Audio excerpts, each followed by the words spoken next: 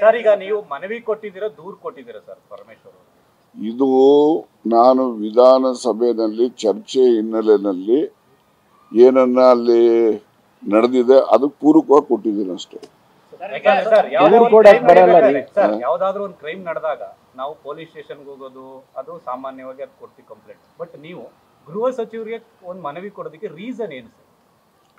ವಿಧಾನಸಭೆಯಲ್ಲಿ ಹೇಳಿದ್ನಲ್ಲಪ್ಪ, ನನ್ನ ಹೆಸರಲ್ಲಿ ಪ್ರಸ್ತಾಪ ಆಯ್ತಲ್ರಿ. ಅವ್ರು ಏನು ಹೇಳಿದರೆ ಹನಿ ಟ್ರ್ಯಾಪ್ ನಡೆದಿದೆ ಇವ್ರ ಮೇಲೆ, ಅವರು ಸುನೀಲ್ ಅವರು ಹೇಳಿದ್ದು ಬೇರೆ, ಆದರೆ ಇವರು ಯಾರು ಯತ್ನಾಳ್ ಅವರು ಹೇಳಿದ್ದು ನಿರ್ದಿಷ್ಟವಾಗಿ ನನ್ನ ಹೆಸರು ಹೇಳಿದ್ರಿಂದ ನಾನು ನನ್ನ ಹೆಸರು ಹೇಳಿದ ಮೇಲೆಗೆ ನಾನು ಏನು ಹೇಳಬಹುದಾಗಿದೆ, ಏನು ನಡವಳಿಕೆ ನಡೆದಿದೆ ಅದನ್ನು ಸದನದಲ್ಲೂ ಹೇಳಿದ್ದೀನಿ. ಅದ್ರ ಮೇಲೆ ಅವರು ರಾಜಣ್ಣವರಿಂದ ಈ ಬಗ್ಗೆ ಮಾಹಿತಿ ಬಂದ ಮೇಲೆ ನಾವು ಕ್ರಮ ತಗೊಳ್ತೀವಿ ಅಂತ ಹೇಳಿದ್ರು.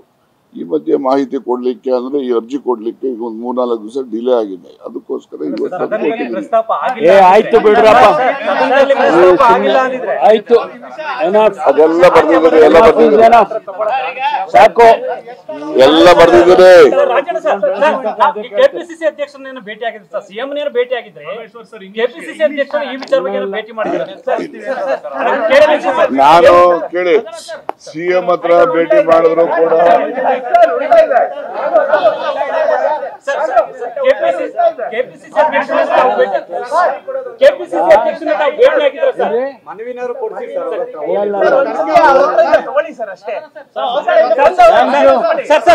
ಕೆಪಿಸಿಸಿ ಅಧ್ಯಕ್ಷರನ್ನ ತಾವೇನಾದ್ರೂ ಭೇಟಿ ಆಗಿದ್ರೆ ಸರ್?